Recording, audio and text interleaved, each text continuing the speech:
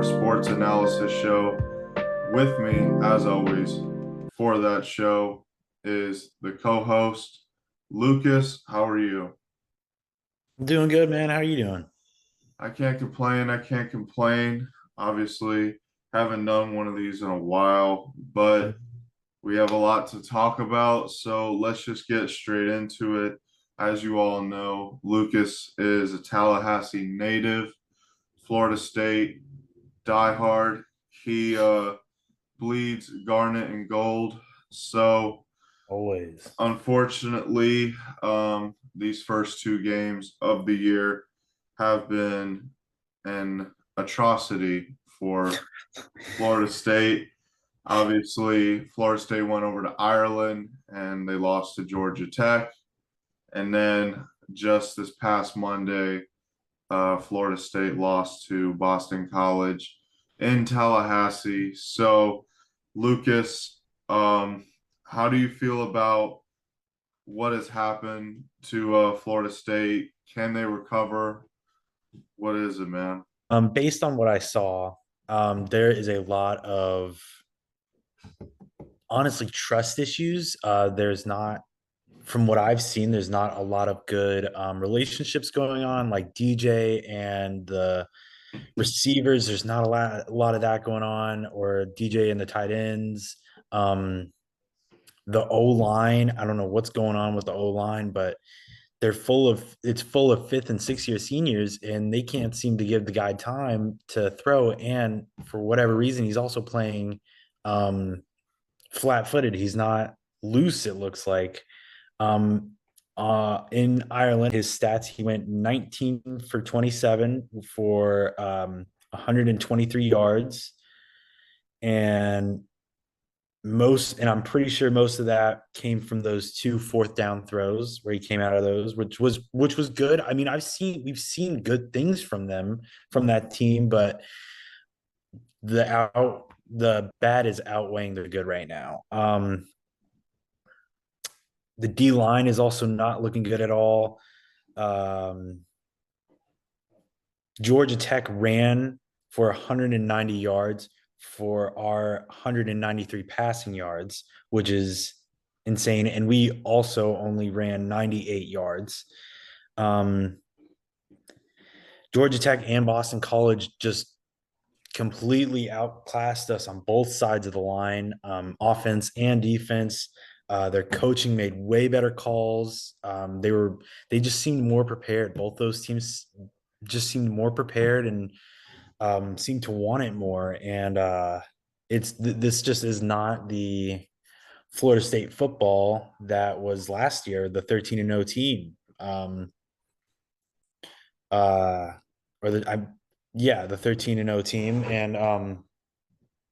it's just disappointing to see. Yeah, I mean, um, yeah, it's truly The I know. I honestly thought that, Florida State would have the same start as last year, but if you look at, you know, what their situation was last year, I mean, they had a bunch of studs on their team, but Yeah, now they don't have they don't and I have mean, we don't have like the team we had last year was one of a kind. That was a great roster, but it's not like we don't have talent now. I mean, we have understand, yeah. serious talent. We have some serious talent on that team. Um, but this week, at the time of this recording, we have a bye week. So we have a lot of things to work on. Mike Norvell knows that, and I trust Mike Norvell to make the adjustments he needs to make. Yes. They need some serious room, in my opinion. Because Uh, it's only going to get harder. It's only it's going to get only going to get harder. harder. I mean, we have Clemson in a couple of weeks. We play Notre Dame like right after them or right before them. Um, They got to play Miami at got Hard to Rock play Stadium. Miami like right after And that. Cam Ward put on a clinic against Florida this last weekend. Yeah, dude. So, So it's a little um like not disheartening. What's the word?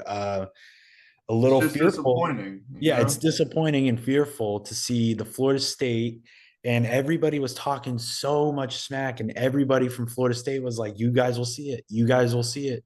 We're gonna come back even better this year." And just seeing that not happen is very disappointing. Um, but I trust in yes, it can only get harder from here, but me being the optimist that I am, we can only get better from here. Yeah. Next game we have is Memphis Tigers. And I believe and I feel that that will be a much needed game to get back some confidence because that's another thing. I also feel like the Florida State Seminoles are so not confident right now.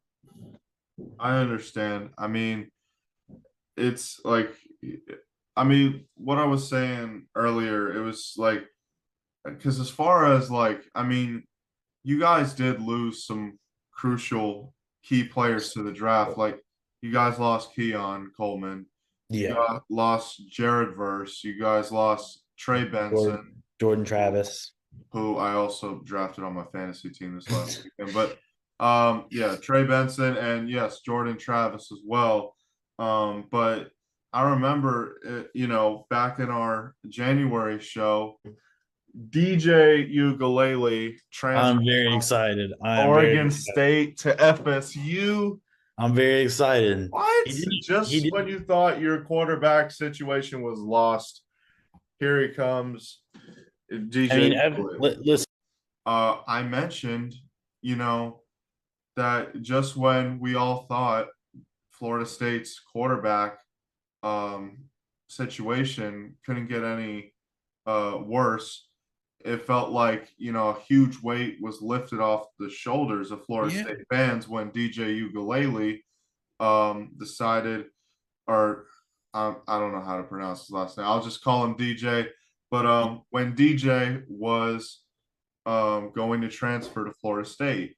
DJ Yeah. started out his career at Clemson, then he transferred to Oregon OSU. State last year, and And he now did he's good at in both Florida State. those.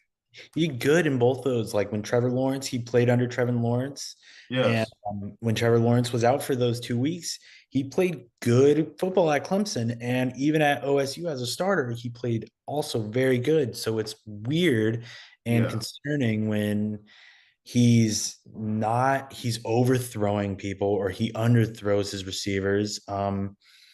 He's making bad calls. He'll throw when the guy's like got four people on him. Like he made a throw.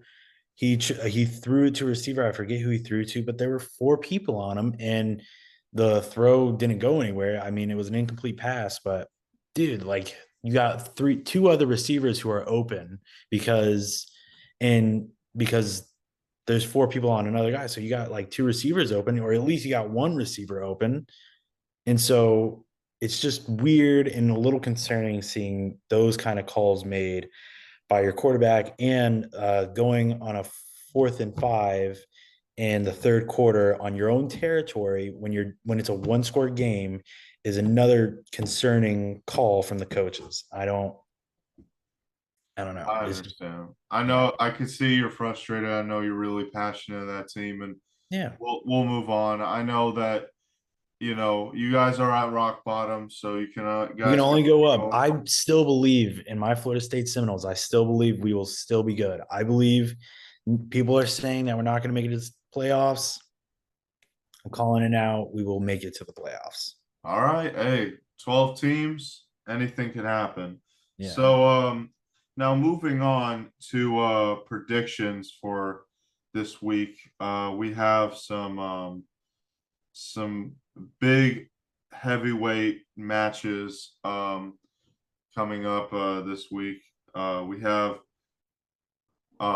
Texas versus Michigan at the Big House, 12 That I'm o'clock excited kickoff. for. Texas comes off of a 52 to nothing victory against Colorado State, Yeah. and Michigan comes off of a 30 to 10 victory against Fresno State. Now I'm taking Michigan. Only reason why, the only reason why. is that it's at the big house and it's a 12 o'clock game. Michigan's home field advantage is unlike no other. Yeah. So I'm going to take Michigan. However, talent wise, I think both Michigan and Texas are at the same they're at the same level. Level. Donovan Edwards from Michigan, and he was on the cover of NCAA 25. You have him, and also Quinn Ewers from Texas, quarterback. It was also on the cover. But talent wise, Michigan and Texas, they both are right up here, Yeah. equal level to each other. So I'm gonna take Michigan. However, since it's at the big house, Lucas, your call. I agree. I also am going to take Michigan. My score predictions probably I'm going to go It's gonna be close. 34-17. I'm going to go 34-17. 34-17. Ooh, Mhm. okay. It's going to be a good game. But I feel like it's going to be close up to like the fourth quarter, and then I feel like Michigan's going to pull away. I feel Michigan has shown um, in recent years they're just a good team. They're a solid team. They're one of those teams um, that even right now with a lot of their star players gone to the NFL. Uh, I still feel like they are just not as strong, but still a real strong team. Do I think they're going to win the Natty this year? I don't. I don't think they're going to do a repeat, but they are still a solid team. All right, all right. Now on to another heavyweight match. Obviously, Nebraska played UTEP this last week, And you guys dominated. won. Yeah. Yes, and Colorado played North Dakota State. It was kind of an iffy one for Mhm. Colorado. And let me tell you guys something. Colorado is like one of the biggest rivals of Nebraska. Yeah. As a Nebraska fan, I want this game more than anything. And Dylan Raiola, he lived up to the hype this last weekend. He lived up to the hype. He had an insane game against UTEP. His stats against UTEP were 238 yards, two touchdowns. So he's a he's an absolute beast. Patrick Mahomes esque. Okay, complete. I mean, seriously, they play the same. It's like Yeah. it's insane. So I'm taking Nebraska 7:30 p.m. kickoff. Well, 6:30 there Central Time, but still gonna be a late game. It's gonna be at Nebraska, and Nebraska is gonna dominate Colorado. And Lucas, your call. Let's see. I didn't get a chance to watch the Colorado game, but I did look at the highlights from it, and I did get a chance to watch most of the Nebraska game. I will also choose Nebraska. You guys are going to have a hard time. It's going to be a hard game. It's going to be a close game. Okay. Uh, just because I mean they're still a solid school, even though they didn't live up to the hype again this year. In my opinion, I don't feel like they've lived up to the hype yet. All right, from last year and this year, I still don't feel like Deion Sanders and his players like Travis Hunter and Sanders. I don't feel like they lived up to the hype. Yeah, I mean Travis Hunter is obviously a super good football player. And they are a super good program, but I still feel like they have a long ways to go before they start really considering themselves the best team. But I do feel like Nebraska will take it, All right. especially at Nebraska. I mean, Nebraska fans love Nebraska football. So I feel like you guys will have a great home field advantage. So obviously, as Lucas mentioned earlier, Florida State plays Memphis not this weekend, but next weekend. It's a it's a well needed bye week. So Mhm. um Lucas, I mean look, I think Florida State's gonna beat Memphis. Lucas, what do you think? Yeah, I think they're going to beat Memphis. I think they got a long ways to go before anybody starts taking them seriously again. Um, I mean, it's going to be a hard road ahead. The season's not going to get any easier after that. But I think Tallahassee will take it home and score prediction. I'd say, oh, I don't know. I think I'm going to say 35-13. Okay, all right, that's a pretty it's a pretty unique score, but I like that. I like that. So real quickly, actually, before we move on the uh to the UFC, I just want to give a quick shout out to two freshmen, Ryan Williams from Alabama. Um, so I did some research like a month or two ago about Alabama. I like to see the new recruits that they get. Ryan Williams was born February 9th, 2007. So he's 17 years old and he goes out there. He's supposed to be a senior in high school, but he goes out there his first game and he gets two catches for 139 yards and two touchdowns Wow. against Western Kentucky. Insane. And then also, I want to give another shout out to Jeremiah Smith, who just graduated last year as well. He's a freshman, went to Chaminade down here, six receptions for 92 yards and two touchdowns against Akron. So, shout out to Jeremiah. These freshmen are the they're beasts out here, and hopefully they get nominated for the Bolitnikoff later on in the season. So now UFC, there's been a lot to unpack. A lot has happened in the Mhm. UFC since the last time we done our show. Alex Pereira absolutely knocked Yuri Prohaska like stone cold. It was insane. It was insane. And then you got Leon Edwards losing his title to Losing to Well Muhammad. Muhammad. And then Dricus Duplessis beats Israel Adesanya last month. Surprisingly, by submission. Yes, by submission. Insane. But there is this one welterweight contender that I'm a I'm a fan of. I'm pulling for him. I think he's gonna be the welterweight champion. He's undefeated from Uzbekistan, Mm-hmm. Shavkat Rakhmonov. Mm-hmm. He is 18 and 0, and he fought last December against Stephen Thompson, but still, he has 100% finish rate. He is insane, and he has been tweeting at Bilal Muhammad a lot recently because he wants that title badly. He's So hungry. he's hungry. He wants Usman. He wants Leon. He wants Bilal. He wants anything he could get to that title. He wants. What fighter in the UFC do you think could become champion in the next year? Hold on.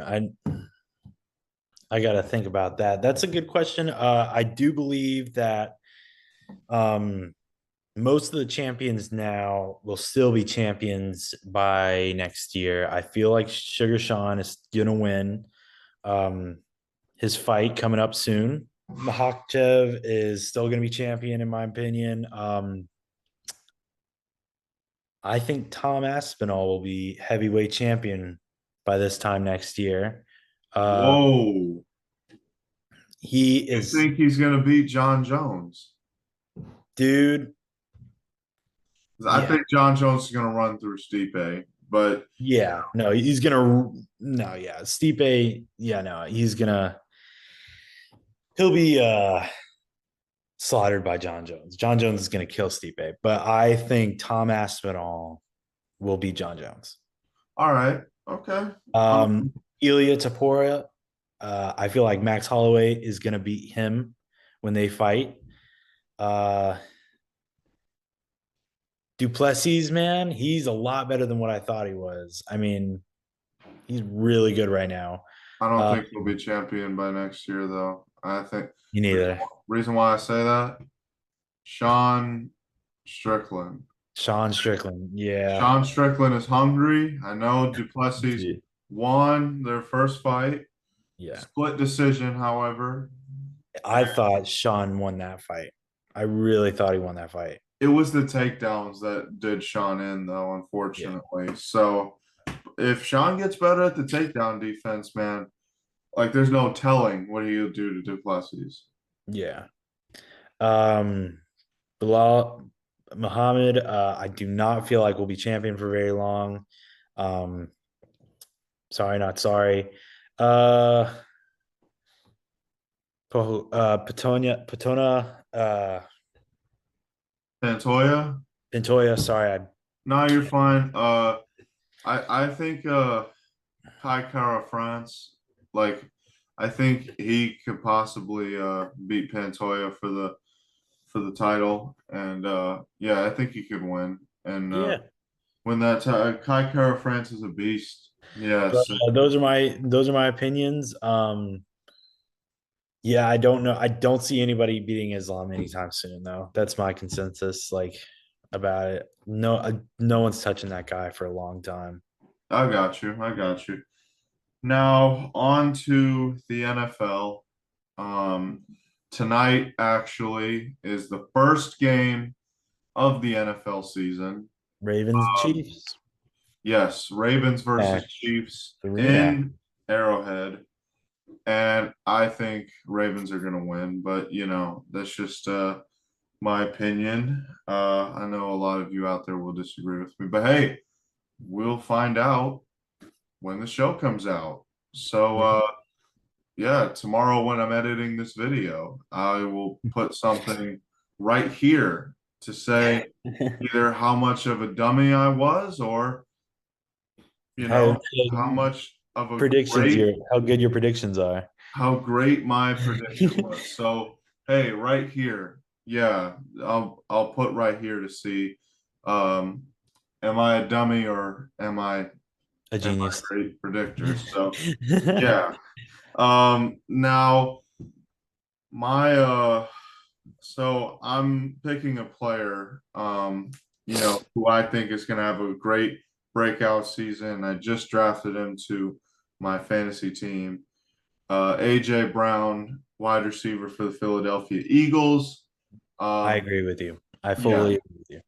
he's gonna have a breakout season with Jalen Hurts at the Q, and yeah, he like he was at Ole Miss, a part of that NWO crew, and yeah, he's a monster out there on that field, and I think he's gonna I think he's going to do well this season. They play tomorrow, actually, in Brazil, in Sao Paulo, and I that's. can't, I'm so excited for that. I And mean, hey, like here's like yeah, I like how the NFL expands their market. This is the first game in NFL history. They'll have a game in Brazil, so that's pretty cool. They have fun fact actually, the in 2008, the NFL almost had a preseason game in China. mhm. Yes. Wow. Yes, they almost had a preseason game in China. It got canceled, however, due to the Great Recession in 2008. So, hey, that never happened. But hey, I guess American football is pretty big over there in Asia. So you know, hey, like it maybe they'll have a game there in China or like, um Japan or Yeah.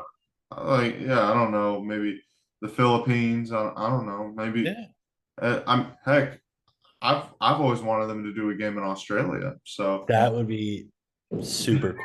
I would love a game in Australia. yeah, yeah, yeah. Love to see that. Um, Lucas, what's one player who you think is going to have a breakout season this year? We're gonna stay with the Eagles. Saquon Barkley, freshly traded. Ooh, Freshly traded. A lot of people think he's not gonna do that well this season. But I really think he is gonna be treated a lot better there. He's only 26 years old, so he's still young. But like I said, I think he's gonna be treated a lot better there. I think he's gonna get a lot more time over there. yeah, I mean, he was their star player at the Giants, but honestly, I think he's gonna do. I think he's gonna have a good season. I think I think that was I think it was a great move for Saquon going to the Eagles. And you know, I personally, for me, uh, yeah, I've